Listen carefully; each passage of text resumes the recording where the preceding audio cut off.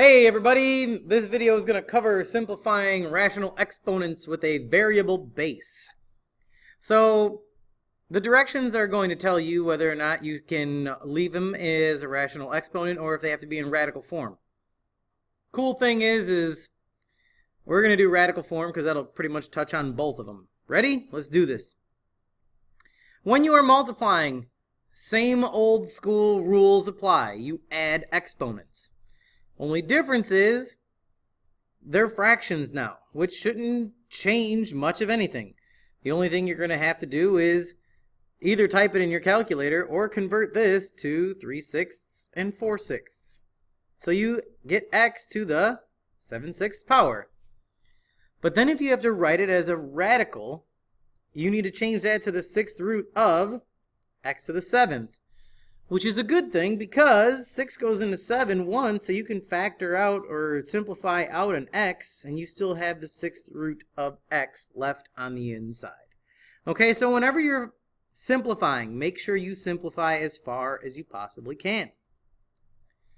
Next example, when you divide, you subtract. So when you subtract, these are both 5s in the denominators. So we have 4/5 minus 2/5. That's just x to the 2/5, but of course you have to write that as the 5th root of x squared. And the last one, when you raise an exponent to another exponent, you're still going to multiply. So that's going to give you x to the 6/15. Now, whenever you can simplify the fraction, you should right away. So we can divide both of those guys by 3, so that's actually going to be x to the 2/5. So we write that as the 5th root of x squared. Okay?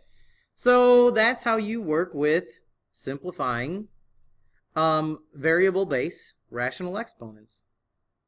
So here are a few more. Pause the video, give them a try, and let's see how you do.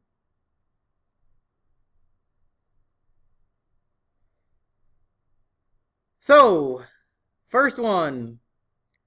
When you multiply, you add the exponents, so that's like a -2/4. So that's going to give you x to the -1/4. Now what you have to remember here is a negative exponent is like a reciprocal. So this is going to be 1 over x to the 1/4. Now when you're doing 1 over x to the 1/4, that's 1 over the 4th root of x. And you can't have radicals in the denominator. So you need to multiply the top and bottom by the 4th root of x to the something power. That will give you 4 total x's. So you only have 1, so you need 3 more. So your final answer will be the 4th root of x cubed all over x. Okay? And there you go. Now some people are wondering, can you just do it straight from exponent form?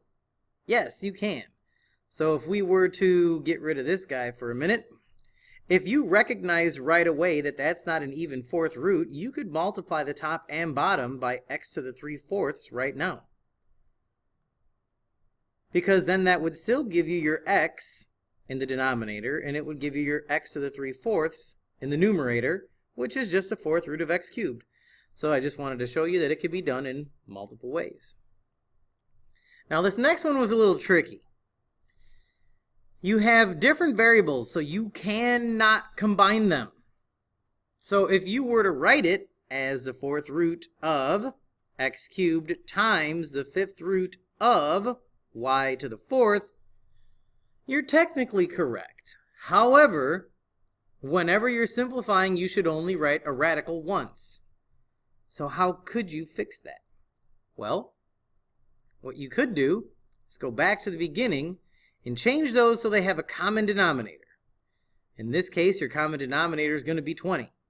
So you'll have x to the 15/20 times y to the 16/20.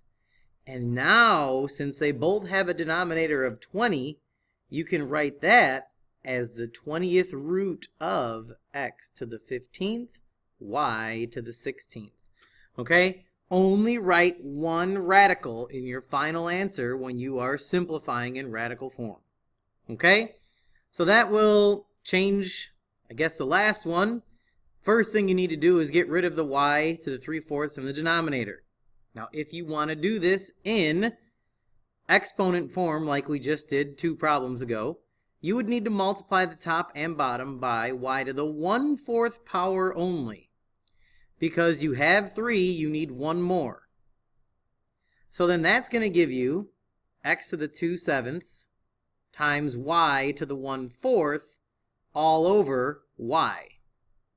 Now you can work on getting a common denominator for these guys. So your common denominator in this situation is actually going to be 28. So this is going to give you 8/28. And this one over here is going to end up giving you 7/28. So your final answer is the 28th root of x to the 8th, y to the 7th, all over y. And again, that's because when you're simplifying, you want one radical. Although 8/28 can be simplified and 7/28 can be simplified, we need one radical. So sometimes it's not going to be as simple as it can possibly be.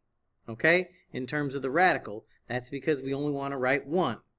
But if it's all by itself, then of course you simplify it as far as you can go. Just one extra example that I'd like to throw at you.